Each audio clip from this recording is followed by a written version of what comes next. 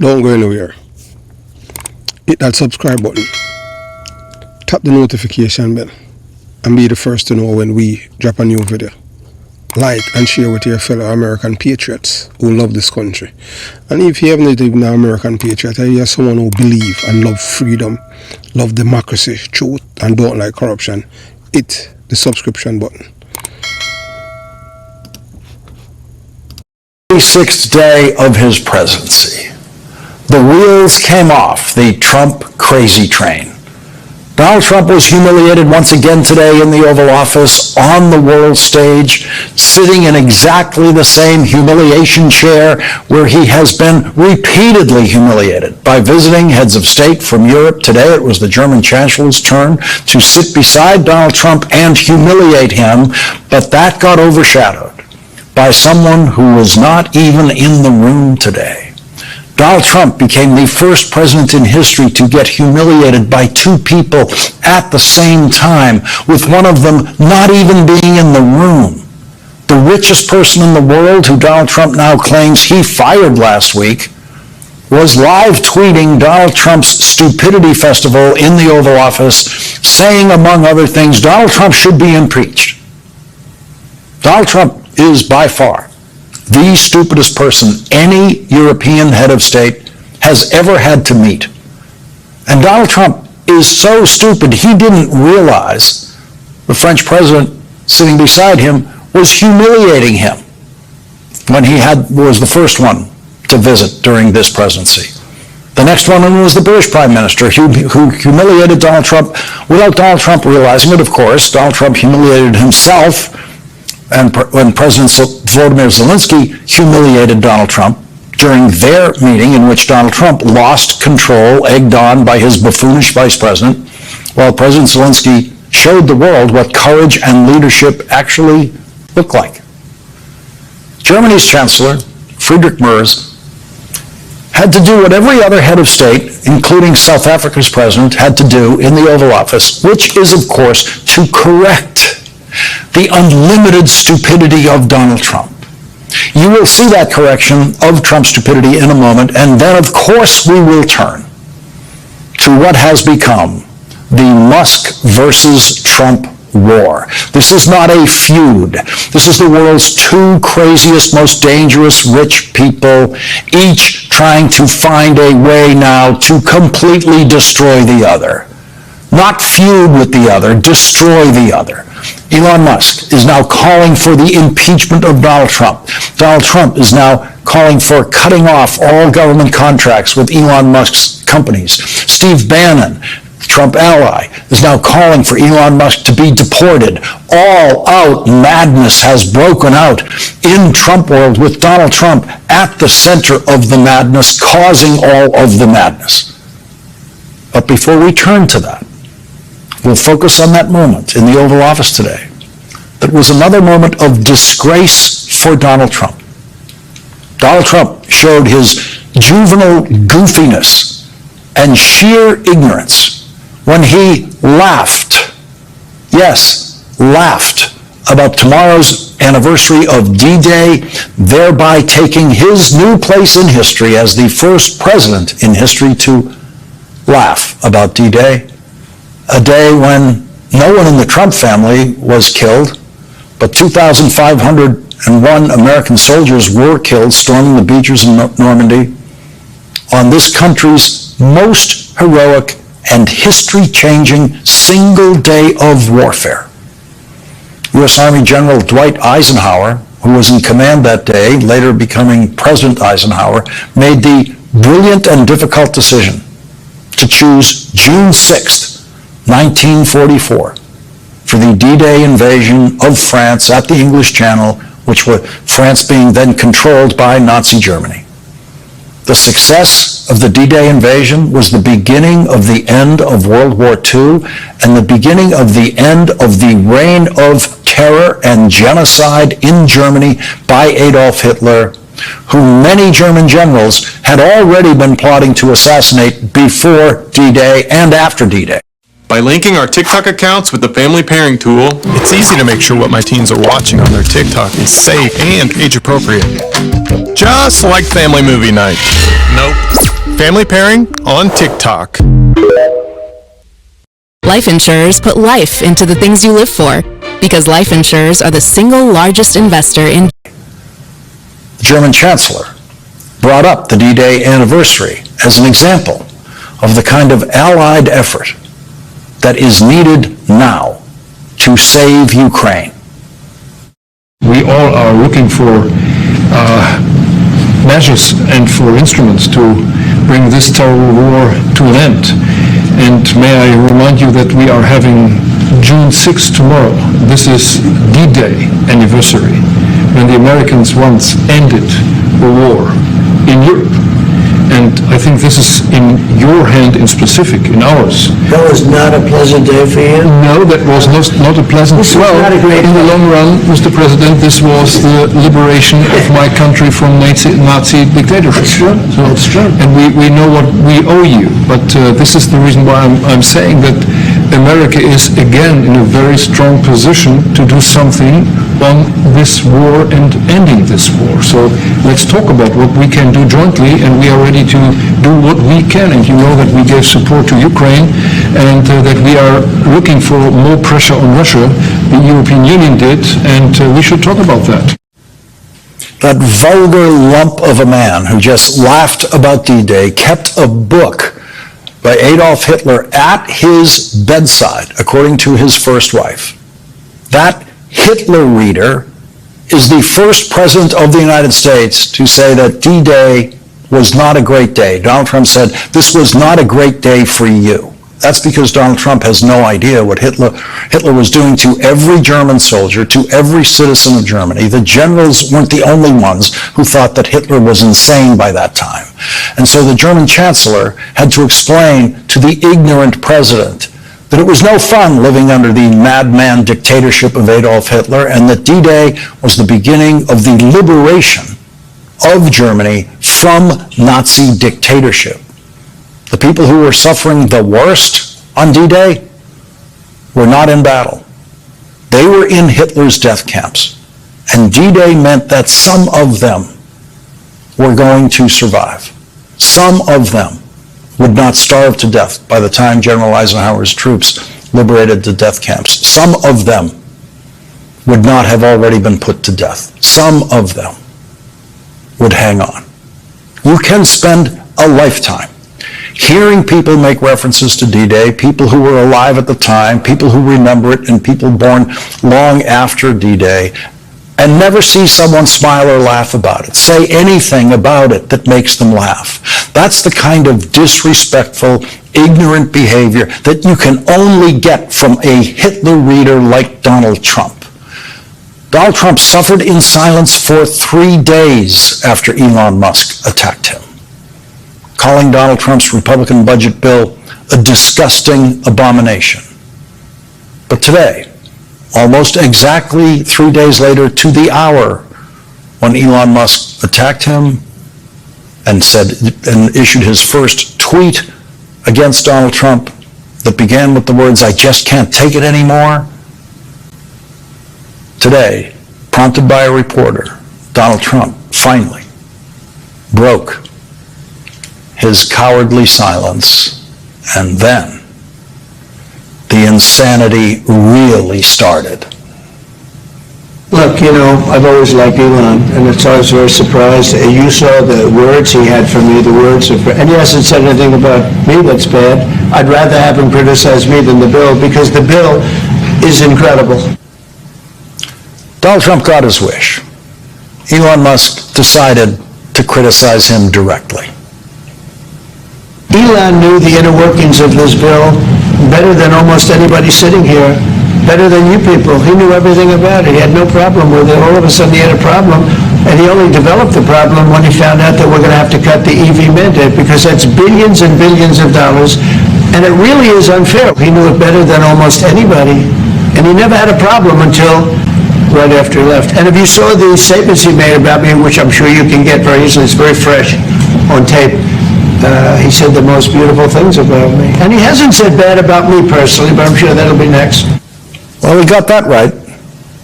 Elon Musk then live tweeted, "Whatever, keep the EV solar incentive cuts in the bill, even though no oil and gas subsidies are touched, very unfair, but ditch the mountain of disgusting pork in the bill. Elon Musk did not actually identify the so-called pork in the bill. He also denied that he knew what was in the bill, saying, this bill was never shown to me even once and was passed in the dead of night so fast that almost no one in Congress could even read it. Elon Musk tweeted that over a video of Donald Trump speaking in the Oval Office minutes before Elon Musk tweeted it.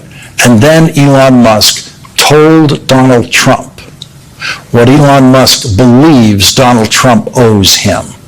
Without me, Trump would have lost the election, Dems would control the House, and Republicans would be 51-49 in the Senate. Such ingratitude. And that is a perfectly reasonable political argument, perfectly reasonable political case to make about how that election was won and lost. We've all spent our lives hearing how much money matters in politics. Money is everything in politics and in campaigns. And that makes it entirely likely that when the richest person in the world decides to make the biggest political contribution in history, it would make a difference, a decisive difference. Donald Trump in the Oval Office with the German Chancellor beside him humiliated himself by desperately insisting to the world that he would have won without Elon Musk. When the bullies mocked Jennifer, Quinn finally ran out of patience because she was the love of his life. The bullies hated Quinn for being the only powerless kid. I would have won Pennsylvania easily anyway. We'll never know. We'll never know if Donald Trump could have won that election without all of Elon Musk's money, the biggest political contributor in history. Imagine what would have happened if Elon Musk sent that money in the other direction. We don't know. And then Elon Musk threatened to create a new political party, a political party that would obviously pull votes away from the Republican Party. Is it time to create a new political party in America that actually represents the 80% in the middle? There aren't 80% in the middle, of course, but there are enough Elon Musk followers who could turn against Republicans and give the House of Representatives to the Democrats next year, along with the Senate and the presidency in the election after that. That's some of what is at stake in the most insane public outburst that has ever occurred between a president of the United States and his biggest money contributor.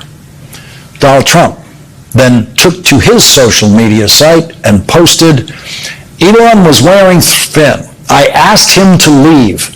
I took away his EV mandate that forced everyone to buy electric cars that nobody else wanted, that he knew for months I was going to do, and he just went crazy exclamation point. So there's Donald Trump saying, I asked him to leave. That's Donald Trump saying he fired Elon Musk. That's what we were reporting on this program last night.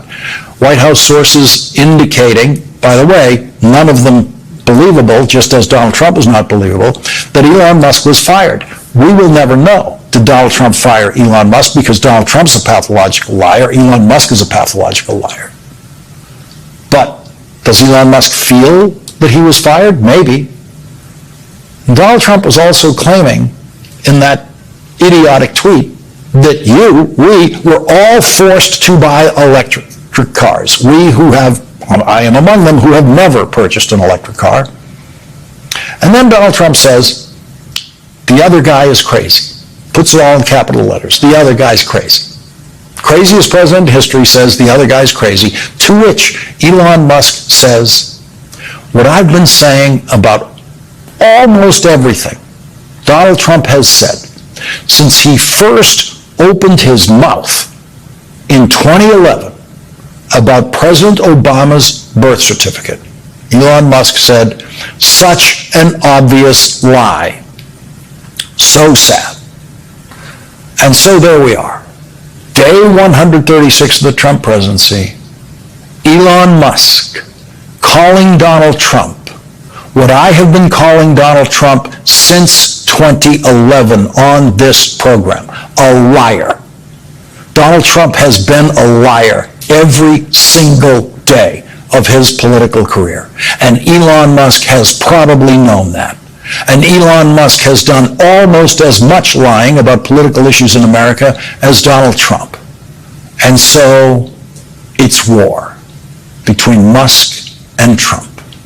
Steve Bannon, a Trump loyalist who was fired from the first Trump White House but served a longer run in that White House than Elon Musk did, said, "People, including myself, are recommending to the president that he pull every contract associated with Elon Musk and that major investigations start immediately, one, into his immigration status, his security clearance, and his history of drug abuse, two, into his relationship with the Chinese Communist Party, including but not limited to trying to force a briefing of highly top-secret war plans with China at the Pentagon, three, and into his involvement with attempting to get President Xi to the inauguration." So now, Trump world wants to investigate Elon Musk. Donald Trump announced a completely ridiculous investigation, apparently to find out how old Joe Biden was when he was president of the United States.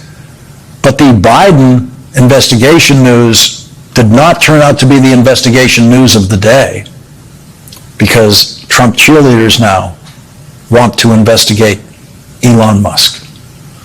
Donald Trump then posted, "The easiest way to save money in our budget, billions and billions of dollars, is to terminate Elon's governmental subsidies and contracts." That was Donald Trump's way of trying to shut up Elon Musk. That was Donald Trump's big shot at Elon Musk. That was his biggest shot.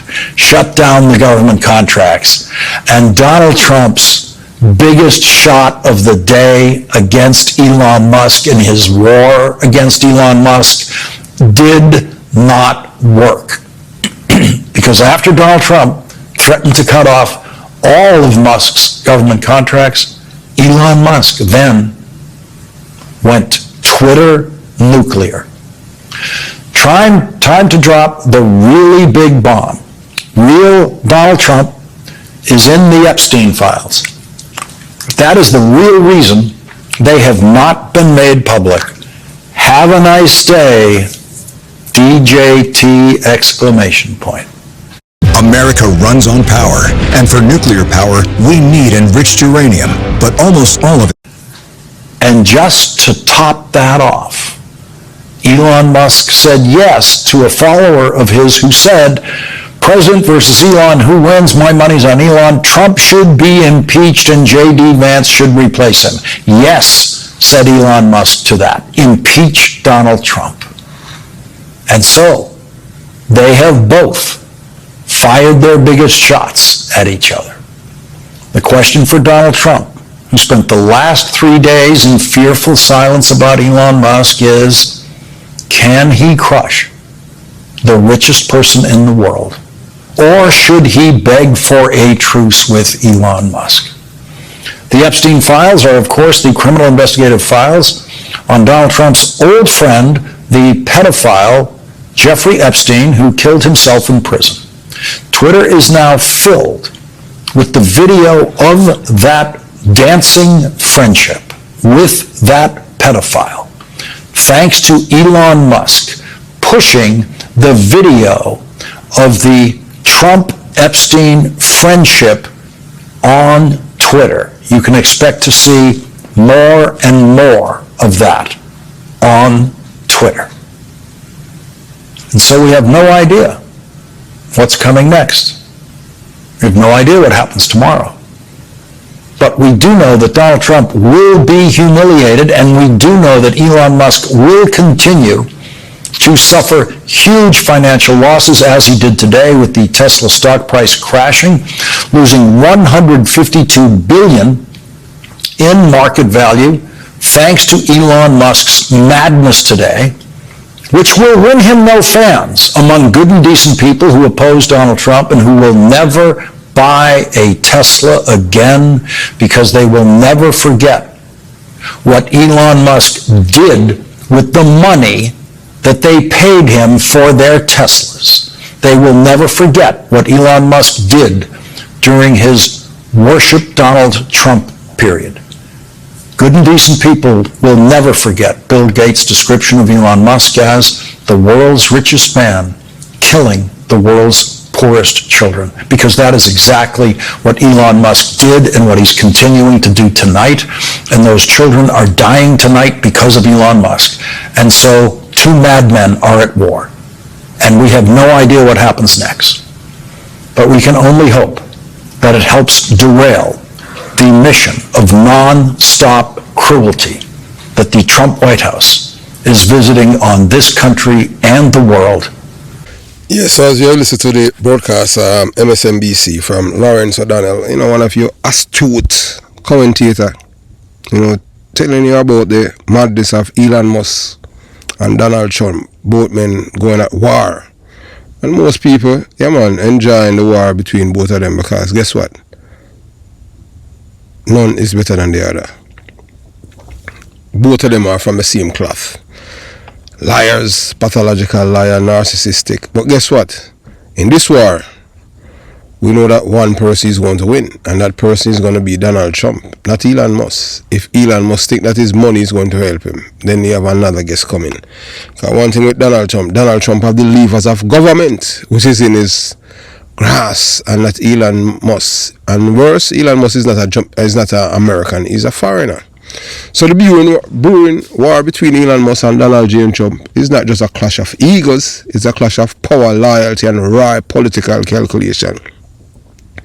And if his history has taught us anything about Trump, it is this: he does not lose these kinds of battles. This isn't a fair fight between two titans. It's a demolition job in slow motion, because in the end, only one man will walk away victorious, and that man is Donald Trump. Guy, my president. Elon Musk don't have the gravitas and the fortitude of Donald Trump when they come on to MAGA at Donald Trump, and Donald Trump met that. Elon Musk can't buy them. So let's cut through the smokes and mirrors. Elon Musk may be the richest man on earth, but where did that wealth come from? Was it from some isolated genius or bootstrapped brilliance? Not exactly. Elon Musk owes his empire to none other than the US federal government, the same American taxpayers who subsidies, grants and defense contract, helped him build Tesla, launch SpaceX, and became the global tech mogul he is today. He didn't build that alone. Uncle Sam footed the bill, and this one is ungrateful and turned around against and dismantling the American government, calling the USAID a criminal organization. Donald Trump must revamp every agency, federal aid that this man has dismantled. This foreigner, South African.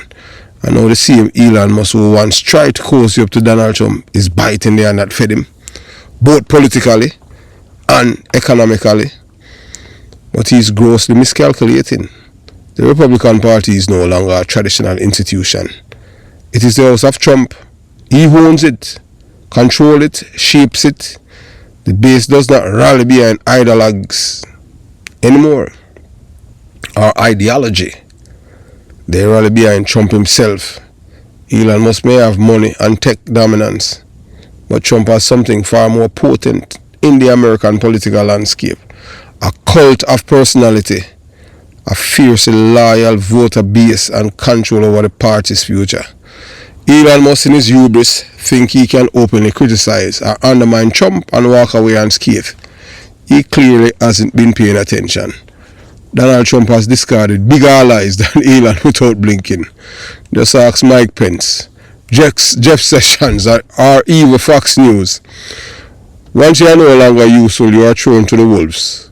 Loyalty is transactional to Trump, and Musk's usefulness expires the moment Elon Musk stop boosting Donald Trump's ego.